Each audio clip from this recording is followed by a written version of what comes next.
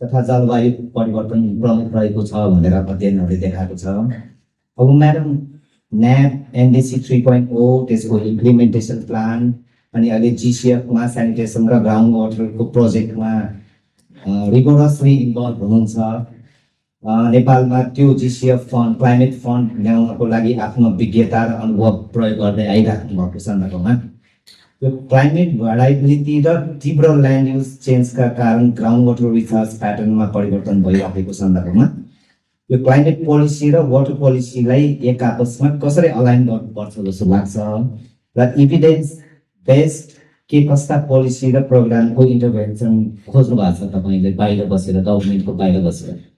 मैले डाइरेक्टली प्रत्यक्ष रूपले काम गर्दाखेरि सन् 2026 वर्ष अगाडि फर्स्ट ग्राउन्ड वाटर इस्यु भनेको चाहिँ हामी त्यति बेला पानी प्रशस्तै छ द इस्यु वाज पोलिटी होइन। त्यति बेला हामी फर्स्ट एसिड इन्भेस्टिगेसन चाहिँ नेपालमा पहिलोचोटि भयो बिकज त्यही भूभागमा चाहिँ हामी आर्सेनिक इस्यु जस्तो बाङ्लादेश इन्डियामा चाहिँ देखिएको थियो होइन। र त्यति बेलाको कन्सर्न चाहिँ पोलिटीमा थियो, अहिले पनि छ होइन। अब अहिले चाहिँ सबैले लास्ट 3 वर्ष कि 5 वर्षसम्म चाहिँ अहिले ग्राउन्ड वाटर इस्यु चाहिँ मेजर यो रेसिपिएन्ट जस्तो कम्युनिटी रेसिपिएन्ट अफ ग्राउन्ड वाटरको चाहिँ हामीले देखिरहेको छैन। सो थिङ्स हेज चेन्ज तर चाहिँ कन्सर्न्स इज कन्टिन्युड होइन। जस्तो चाहिँ क्वालिटी अहिले पनि कन्सर्न थियो, अझ त्यसमा थप्दै क्वान्टिटी पनि भइरहेको छ। तर त्यो सन्दर्भमा जस्तो सलेक्सन भन्नु जस्तो हाम्रो डिफ्रेन्ट पोलिसिजहरू छ। In fact Nepal is experts of policies. तपाईँले वर्ल्ड क्लास पोलिसिजहरू चाहिँ हामी बन्नेछ।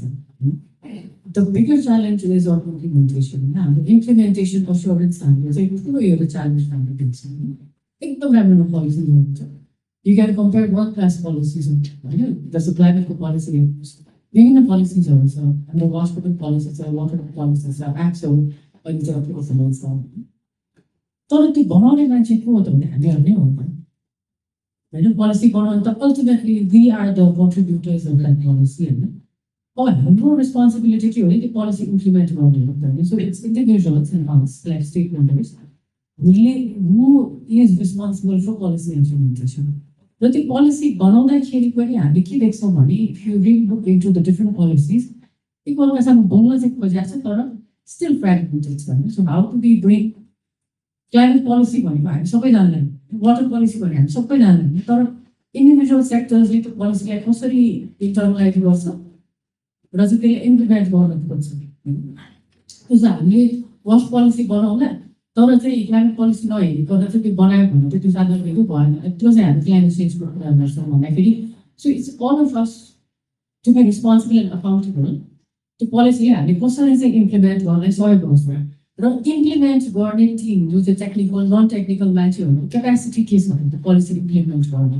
मैले भने वर्ल्ड क्लास पोलिसी एकदम स्ट्यान्डर्ड पोलिसिजहरू छ तर त्यो चाहिँ ग्राउन्ड लेभलमा हामीले इम्प्लिमेन्ट गर्न सक्छौँ कि सक्दैनौँ भन्ने कुरा एउटा प्रश्न आउँछ पोलिसी इम्प्लिमेन्ट।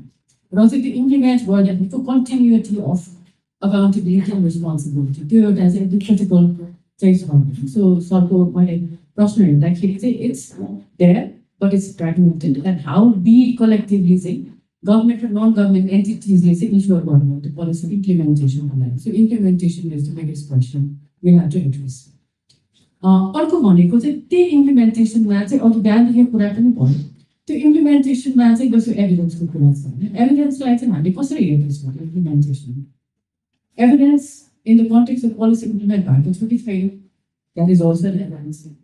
त्यो इम्प्लिमेन्ट गर्नुको लागि टेक्निकल एभिडेन्सहरू पनि चाहिन्छ। सो त्यो भएकोले त्यो technical and non technical evidence दुइटै इम्पोर्टेन्ट छ हाम्रो लागि, जसले चाहिँ डिसिजन मेकिङ लेभलमा फ्रम फेडरल टु लोकल लेभलसम्मको चाहिँ डिसिजन मेकिङ टुल चाहिँ गर्नु सकोस् त्यो एभिडेन्स। सो त्यसमा चाहिँ अलिकति हामी स्ट्रक्चर्ड वेमै जानुपर्नेछ।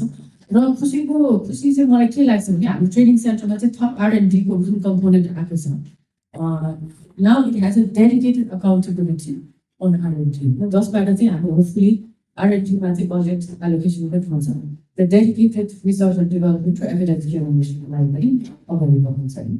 र हामीले न्याप एनडिसी र अरू क्लाइमेट डकुमेन्ट जुन चाहिँ हामी मन्त्रालय त्यसै गरी मल्टिपल सेक्टर्सहरू चाहिँ हामी बसेर बनाएका छौँ त्यसमा तपाईँहरूले हेर्नुभयो भने वास र वाटरको कम्पोनेन्ट एउटा थीमेटिक एरिया होइन, मल्टिपल थीमेटिक एरियाजमा छन् र इनफ्याक्ट ग्राउन्ड वाटर र वाटर रिचार्ज कन्जर्भेसनको कुरा छ, forest and water shed management भनेर वाटर कन्जर्भेसन भन्ने एउटा छ, वाटर एन्ड हेल्थ भनेर छ, एग्रिकल्चर इरिगेसन भनेर तिनवटा जानेर थीमेटिक एरियाजमा त well spelled as dedicated projects छन्।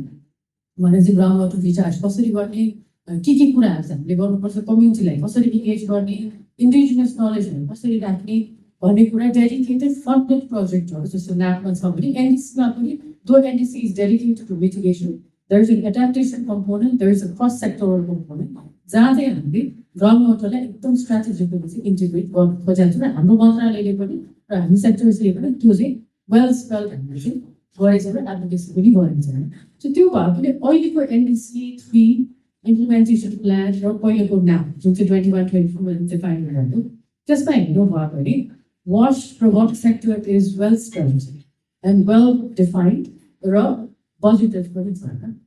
त्यसमा पनि एउटा त्यही प्रश्न हो कि अब इम्प्लिमेन्टेसन कसरी गर्नु होइन, हाउ डी बजेट, जस्तो गभर्मेन्टकै बजेटको जुन नेगोसिएसन हुन्छ त्यसमा चाहिँ यो डकुमेन्ट्सलाई बसेर सेन्ट्रल गभर्मेन्टसँगको negotiation is that power that we have र त्यसलाई नै इम्प्लिमेन्टेसनमा पनि त्यो इम्प्लिमेन्टर्स क्यापेसिटी हामीले यो एनडिसी न्यापको इम्प्लिमेन्टेसनलाई कसरी अगाडि बढाउने भने that is another challenge we have to चाहिँ र ग्राउन्ड वाटरकै कन्टेक्समा चाहिँ इफ आई सी इट, जस्तो ग्राउन्ड वाटरमा हामीले जिसिएफमा पनि मन्त्रालयकै रूपमा चाहिँ हामीले 3टा प्रोजेक्ट चाहिँ ड्राफ्टिङ गरेको थियौँ, जसमा चाहिँ डेडिकेटेड एउटा प्रोजेक्ट अलमोस्ट $48 मिलियन चाहिँ प्रोजेक्ट र वाटर म्यानेजमेन्ट मोनिटरिङ एन्ड रिचार्जको लागि चाहिँ डेडिकेटेड प्रोजेक्ट चाहिँ हाम्रो मिनिस्ट्री अफ फाइनेन्सले as an national designated authority जिसिएफको लागि हामीले पेस गर्दाखेरि that has been accepted as a one of the वास सेक्टरको प्रोजेक्टहरू चाहिँ एक्सेप्ट गरिएको छ। Now the challenge is like हाम्रो त्यो जिसिएफ जस्तो बिग फन्ड क्लाइमेट फन्ड ल्याउनको लागि एभिडेन्स होइन, हामीले चाहिँ सिस्टमेटिक एभिडेन्स ल्याउनु पर्ने, त्यो ल्याउनु नसकेको खण्डमा हामीले त्यो क्लाइमेट फाइनेन्सलाई हामीले जानु पर्ने सक्दैन। सो अहिलेको जुन चाहिँ हाम्रो एक्सर्साइज भइरहेको छ अब रिसेन्ट 2 वर्षदेखि चाहिँ हाम्रो वाटर मोनिटरिङमा एभिडेन्स जेनेरेसनमा, किनभने त्यो निड अफ दि आवर पनि भइरहेको थियो र चाहिँ सिस्टमेटिकली हाम्रो for multiple years of evidence चाहिने भएकोले त्यसले होपफुली यो ट्याप गर्नुको लागि चाहिँ डेफिनेटली नै सहयोग गर्छ होला जस्तो लाग्छ। मैले बाहिर यति नै भन्नु